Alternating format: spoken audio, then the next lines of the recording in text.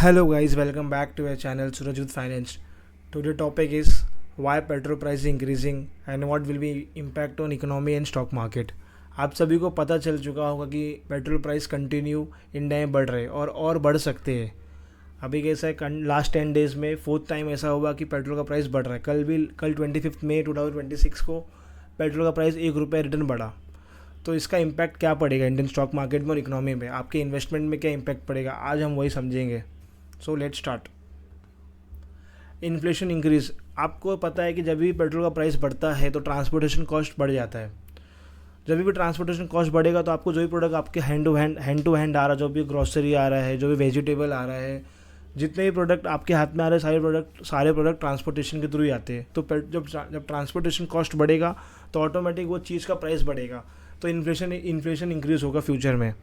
और वो सबको पता है कि एक बार अगर पेट्रोल का प्राइस बढ़ेगा तो इन्फ्लेशन ऑटोमेटिक इंक्रीज़ होगा. पहला प्रॉब्लम ये आएगा फ्यूचर में कि जैसे जैसे पेट्रोल का प्राइस, अभी ऐसा लग रहा है कि और रूमर्स है मार्केट में कि 130 रुपीज़ पर लीटर जाएगा पेट्रोल का प्राइस. तो अगर आप समझ लो, अगर 130 रुपीज़ पर लीटर जाता है, मैं अभी मुंबई में हूँ, तो मुंबई में अगर 130 रुपीज़ पर लीटर जाता है तो ट्रांसपोर्टेशन कॉस्ट कितना बढ़ेगा. और जब ट्रांसपोर्टेशन कॉस्ट बढ़ेगा तो उससे सारे प्रोडक्ट महंगे होंगे और इन्फ्लेशन अपने आप महंगा होगा.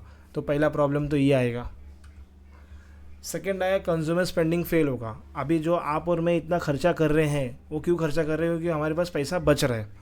जब पेट्रोल का प्राइस बढ़ेगा तो हम और आप गाड़ी में ज़्यादा तेल डालेंगे हायर प्राइस पे, तो हमारे पास पैसा कम रहेगा. तो उससे भी क्या हम लोग खर्चे कम करेंगे, तो उससे क्या होगा, इंडियन इकोनॉमी पे भी फैक्टर्स पड़ेगा और इंडियन इकोनॉमी पे भी स्लो डाउन आएगा. क्योंकि अगर हम खर्चा करेंगे तभी इकोनॉमी भी ग्रो करेगा. अगर हम शॉपिंग करेंगे, ट्रैवल करेंगे तभी तो ग्रो करेगा कंट्री. हम खर्चा करेंगे तभी ग्रो करेगा. तो जब हम अगर पेट्रोल्स पे ज़्यादा पैसा खर्चा करेंगे तो हमारे पास पैसा ही नहीं रहेगा, तो हमारा स्पेंडिंग डाउन होगा. तो उससे भी इंडियन इकोनॉमी पे इम्पैक्ट पड़ेगा. अभी इम्पैक्ट ऑन स्टॉक मार्केट. अभी तो आप ये समझिए कि इकोनॉमी पे क्या इम्पैक्ट पड़ेगा, आपके जेब पे क्या इम्पैक्ट पड़ेगा. अभी ये समझते हैं कि स्टॉक मार्केट पे क्या इम्पैक्ट पड़ेगा, कौन से सेक्टर्स पे इस पर इम्पैक्ट पड़ने वाला है पॉजिटिव और कौन से सेक्टर पे नेगेटिव पड़ेगा. मेनली तो अगर पेट्रोल का प्राइस बढ़ेगा, क्रूड ऑयल बढ़ेगा. अभी क्रूड ऑयल का प्राइस चल रहा है 100 रुपीज़ पर बैरल, $100 पर बैरल. और नॉर्म क्या है, 80 डॉलर. मार्केट्स में क्या नॉर्म है कि $80 रहता है तो इंडिया के लिए ठीक रहता है, वो नॉर्म है. ऑलरेडी 25% हाई ऊपर है क्रूड ऑयल. तो क्रूड ऑयल तो ऑलरेडी बहुत हाई है, तो उसकी वजह से हमारे को इतना प्रॉब्लम हो रहा है कि हम लोग इम्पोर्टर है क्रूड ऑयल के. हमारी पूरी कंट्री क्रूड ऑयल पे डिपेंड करती है. हमारे most of the sectors crude oil पे ही चलते हैं. एग्जांपल एयरलाइंस हो गया, लॉजिस्टिक कंपनीज हो गया, पेंट कंपनीज हो गया. अभी जितना भी पेंट बनता है उसमें 30 to 35% जो चीज़ें होती है वो क्रूड ऑयल से ही बनती है.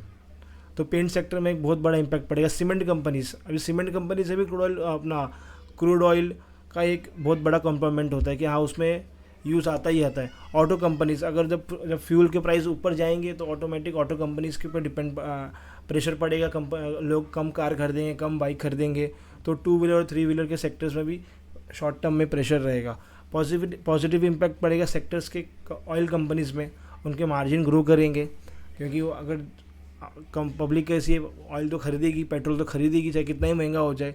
तो इतना पॉजिटिव नहीं रहता ऑयल कंपनीज़ के लिए, बट थोड़ा पॉजिटिव होता है. मेन पॉजिटिव मुझे ऐसा लग रहा है ना, ईवी सेक्टर. आज कुछ एथर एनर्जी ने खुद 4% ऊपर था. मुझे ऐसा लग रहा है कि ये जो बड़ा प्रॉब्लम आया क्रूड ऑयल का, ये थोड़ा लंबा टाइम चलेगा. मिनिमम मेरे को लगता है 6 to 12 मंथ्स चल सकता है. तो वो इस टाइम पे ना ईवी सेक्टर पे फोकस कर सकते हैं, क्योंकि ईवी सेक्टर का कुछ लेन देन है ही नहीं क्रूड ऑयल से. तो एक ईवी सेक्टर के ऊपर आप एक फोकस कर सकते हैं. तो ये 2 सेक्टर्स हैं जिस पे आप ध्यान दे सकते हो इस प्रॉब्लम में. आरबीआई इंटरेस्ट रेट सबसे बड़ा प्रॉब्लम क्रूड ऑयल का प्राइस बढ़ने से और इन्फ्लेशन बढ़ने से. क्या होता है, जब कभी भी आपका क्रूड ऑयल का प्राइस बढ़ेगा ना तो कंट्री में महंगाई बढ़ेगी, इन्फ्लेशन बढ़ेगा. तो उससे क्या होगा, जो आरबीआई आएगी तो अपना इंटरेस्ट रेट ना कट नहीं करेगी, वो कंसिडर टाइट रखेगी, या तो उसको बढ़ाने का ट्राई करेगी. क्योंकि ऑलरेडी महंगाई बढ़ चुका है तो मनी फ्लो को वो लोग रोकेंगे.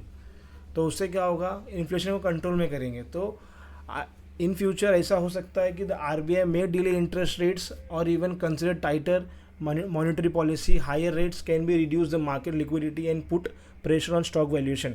इसका इसका सिंपल मतलब यही है कि in future RBI repo rates में जो आएगी इंटरेस्ट रेट्स कट नहीं करेगी, उल्टा बढ़ा ही देगी बट कम नहीं करेगी। तो उससे क्या लिक्विडिटी का प्रॉब्लम आएगा और स्टॉक का वैल्यूएशन में भी प्रॉब्लम आएगा और कंपनीज़ के हाथ में पैसा कम रहेगा, कंपनी लोन नहीं ले पाएगी वो तेज़ी से। क्योंकि अभी कैसा होता है कुछ सालों में इंटरेस्ट रेट्स गिरा।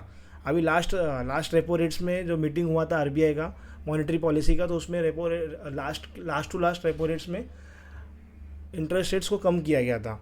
तो अभी ये जो इन्फ्लेशन बढ़ेगा तो उसके वजह से मुझे ऐसा लग रहा है कि मुझे नहीं लग रहा है कि रेपो रेट को जो अपना इंटरेस्ट रेट्स होगा वो कम होगा, या तो वो उतना ही रहेगा या तो फ्यूचर में बढ़ भी सकता है। बढ़ने के चांसेस ज़्यादा है बट कम होने के चांसेस बहुत कम है। तो उस हिसाब से एक आरबीआई का प्रॉब्लम आ सकता है। आरबीआई इंटरेस्ट रेट्स को बढ़ा सकती है बट कम नहीं करेगी। सो अभी आपको समझ चुका होगा कि पेट्रोल की प्राइस बढ़ने से और क्रूड ऑयल की प्राइस बढ़ने से कितना इंपैक्ट पड़ रहा है इंडिया में और इंडियन इकोनॉमी में और स्टॉक मार्केट में। So thank you for watching this video. Please do like and subscribe. Thank you.